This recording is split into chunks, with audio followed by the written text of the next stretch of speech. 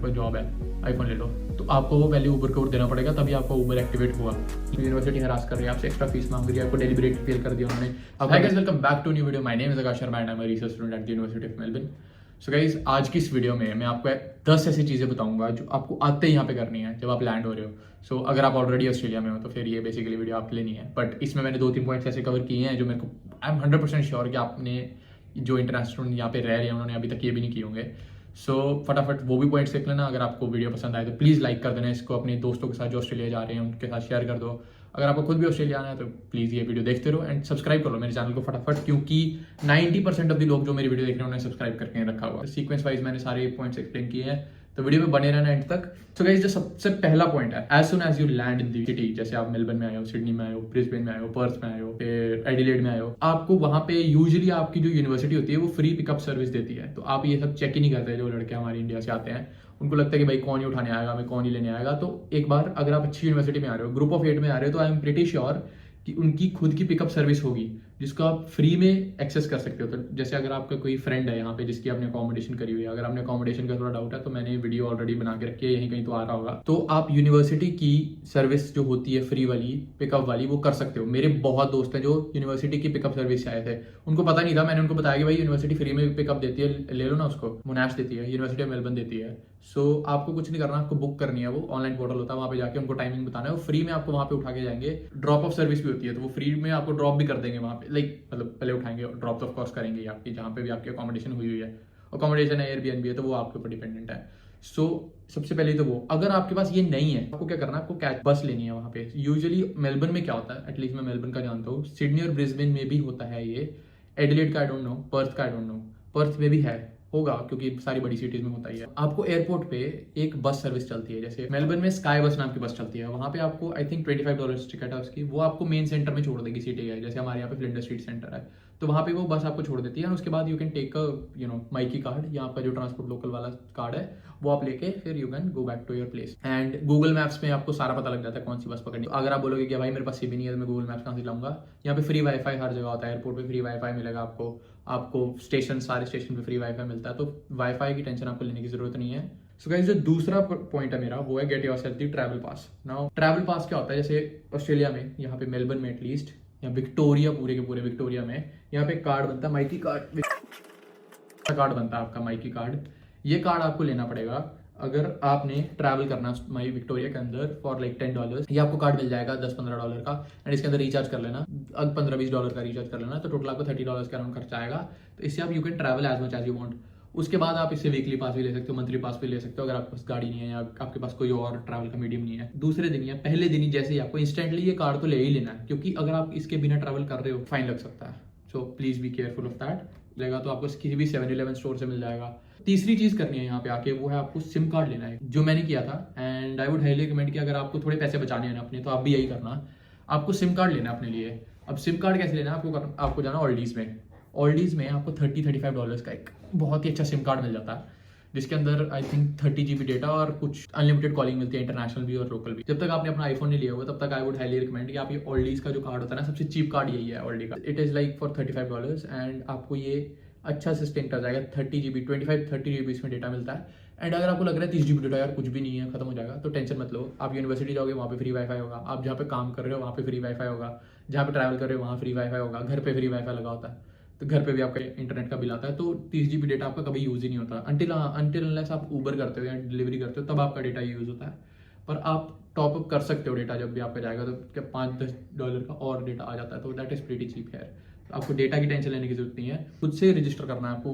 दुकान वाला भैया रजिस्टर नहीं करके देगा, आपको रजिस्टर खुद से करना पड़ता है। सिम ले लेना, उसके बाद फ़ोन के अंदर डाल के वो सिम कार्ड रजिस्टर कर लेना। जो चौथी चीज़ है वो आपको अपना हेल्थ इंश्योरेंस एक्टिवेट करना है, सो जिसको बोलते हैं OSHSC। उनकी वेबसाइट होगी, आपको लिंक आया होगा जब आपने अपना हेल्थ इंश्योरेंस लिया होगा, तो उस लिंक के ऊपर जाके अपना एक्टिवेट कर सकते हो health insurance. Health insurance activate करना बहुत इंपॉर्टेंट है भाई, कल को कोई भी अनहोनी होगी ना, कुछ भी प्रॉब्लम पड़ गई आपको यहाँ पे, तो आपका हेल्थ इंश्योरेंस ये जो आपको बचाएगा। वहाँ पे आपको एड्रेस देना पड़ेगा अपना, उसमें 2-3 चीज़ें और होती है, मेरे को एक्जैक्ट डिटेल्स याद नहीं है क्या क्या देना पड़ता है, पर ऐसी होती है, बेसिक डिटेल्स होती है, फ़ोन नंबर की डिटेल होती है, इसलिए मैंने फ़ोन नंबर के बाद रखा है।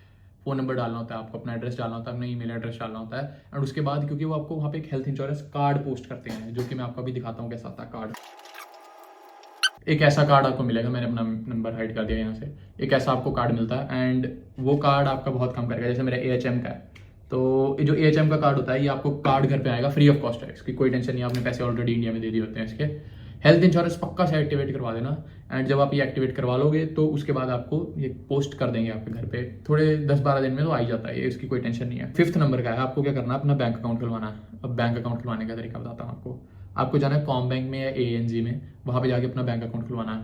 अब मैं बताता हूँ कैसे बैंक अकाउंट खुलवाना है। पासपोर्ट लेकर जाना और उनको बोला मैं स्टूडेंट हूँ।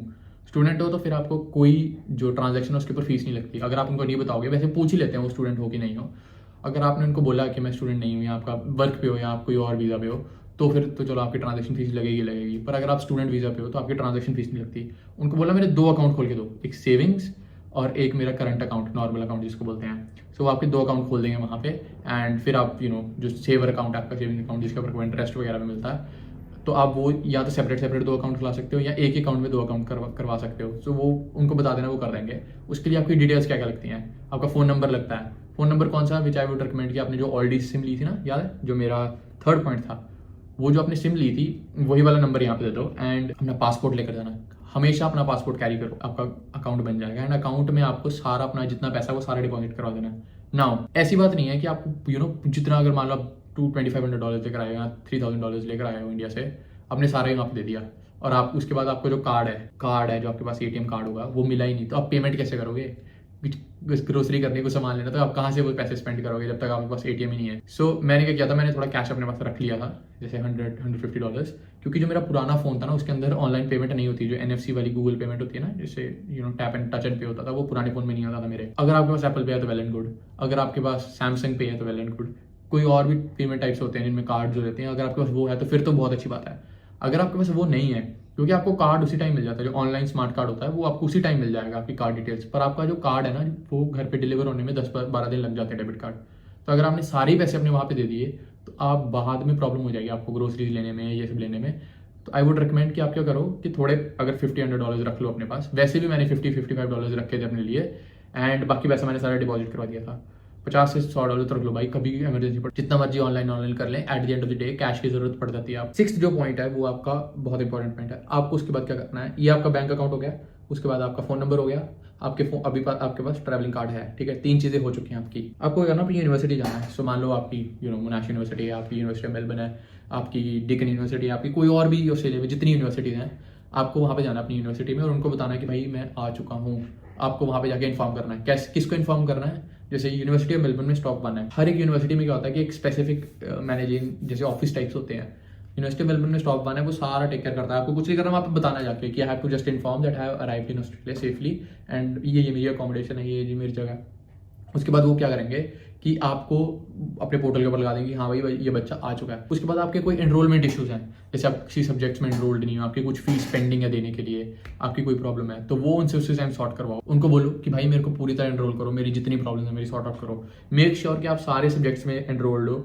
मेक श्योर कि जो आपकी फीस है वो सारी पेड ऑफ है। आपको उनको बताना नहीं पड़ रहा कि भाई ये आपकी फीस पेड ऑफ नहीं है, ये सब्जेक्ट्स में आप एनरोल्ड हैं। मेक श्योर कि आपको जो सब्जेक्ट्स चाहिए थे इंडिया से, आप जो डिसाइड करके आए थे, जो अपने हैंड बुक में सब्जेक्ट्स पढ़े थे, वो आप एनरोल्ड हो कि नहीं हो। वहाँ पे सारी प्रॉब्लम जो आपकी है ना वो सॉर्ट आउट करो। उनसे बोलो बार बार कि भाई मेरी ये प्रॉब्लम है, मेरे को ये सॉर्ट आउट करो। वो आपके लिए बैठे हैं वहाँ पे प्रॉब्लम सॉल्व करने के लिए। तो जैसे मेरी एनरोलमेंट की इतनी प्रॉब्लम थी ना, मेरे लेक्चर्स चल पड़े थे, पर मेरे को एक्सटर्नली अपने प्रोफेसर को बोल के, मेरे को पता था मेरे 2-3 सब्जेक्ट्स लेने हैं, उसके कारण मेरे को इतनी प्रॉब्लम हुई। बाद में मेरे को एनरोलमेंट, जिस दिन मेरी एनरोलमेंट होनी चाहिए थी उससे 18 दिन बाद मेरी एनरोलमेंट हुई थी।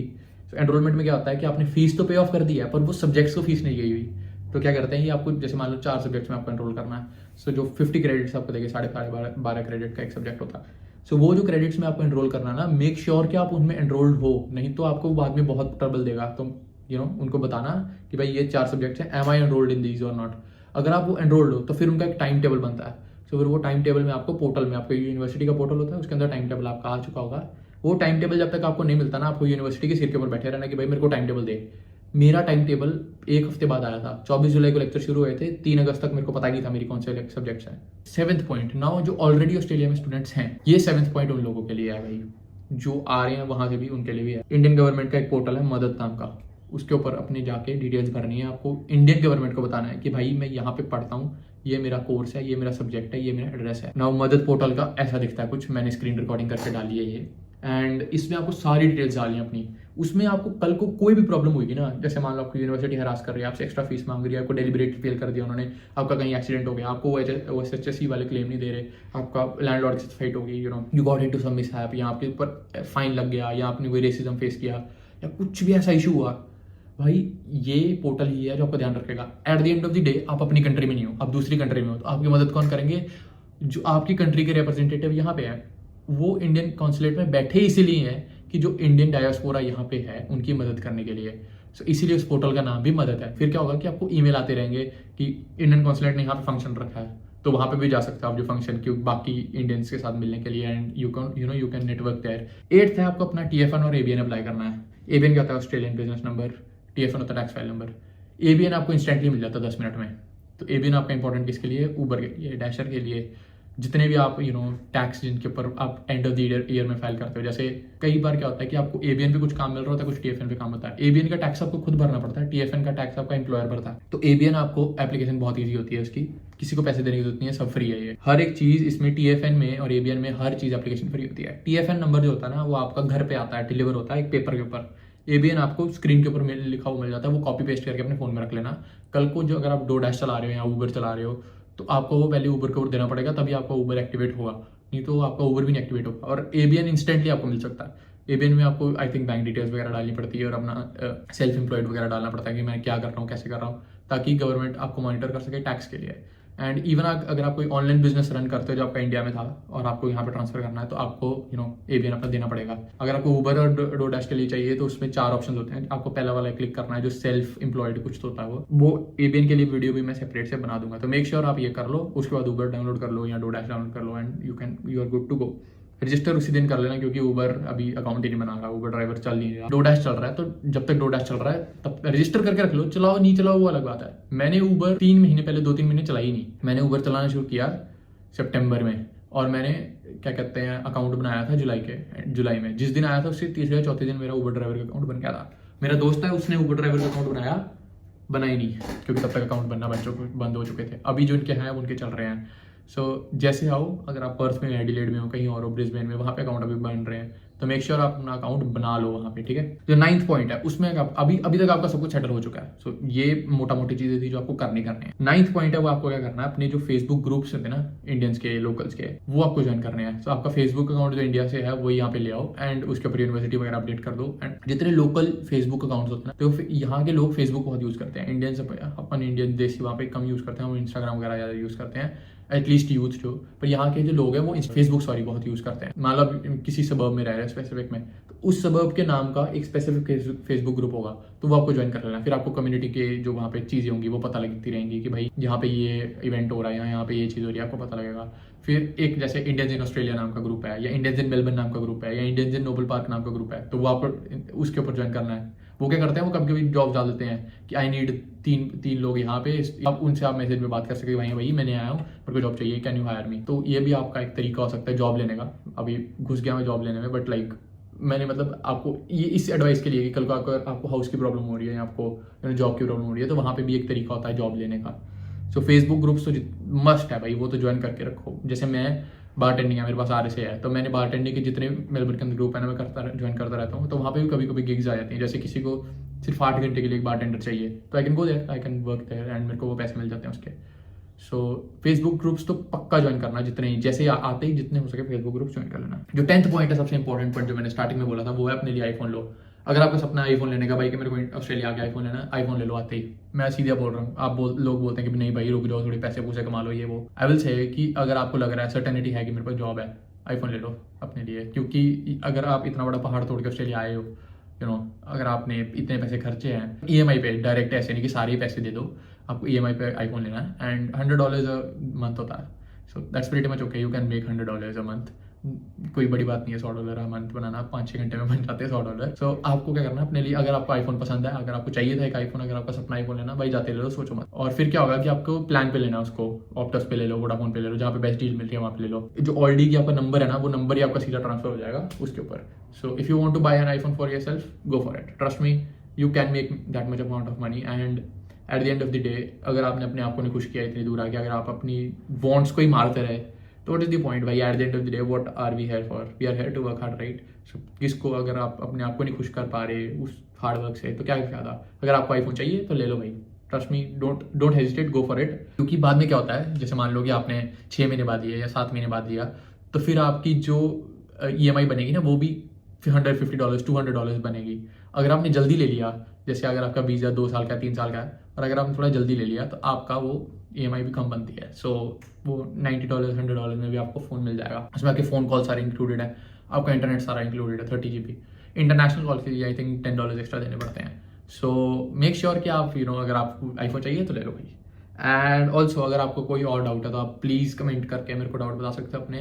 That's pretty much it for the video guys, and thank you so much for watching. I think कि आपको मैंने वैल्यू प्रोवाइड करने की कोशिश की, एंड मैंने जितने पॉइंट्स हो सकते थे वो मैंने सारे कवर किए हैं इसके अंदर। एंड ये हमेशा ही वैलिड रहेंगे, अगर आप इस साल आ रहे हो, अगले साल आ रहे हो, उससे अगले साल आ रहे हो, ये पॉइंट्स हमेशा के लिए वैलिड रहेंगे। So that's pretty much it for the video guys, thank you so much. आपको मेरी वीडियोस अगर अच्छी लग रही है, सब्सक्राइब कर लो फटाफट मेरे चैनल को। ऑल्सो मैं अपने पुराने सब्सक्राइबर को बता दूं कि भाई जो मैंने प्रॉमिस किया था कि मैं वेबसाइट बना रहा हूँ, वो मेरी वेबसाइट काम चल रहा है। उसके ऊपर मैंने कंटेंट राइटर्स एक हायर कंटेंट राइटर कर लिया है, खुद भी मैं काम करता हूँ उसके ऊपर भाई, बहुत एफर्ट है उसके ऊपर डाल रहा हूँ मैं।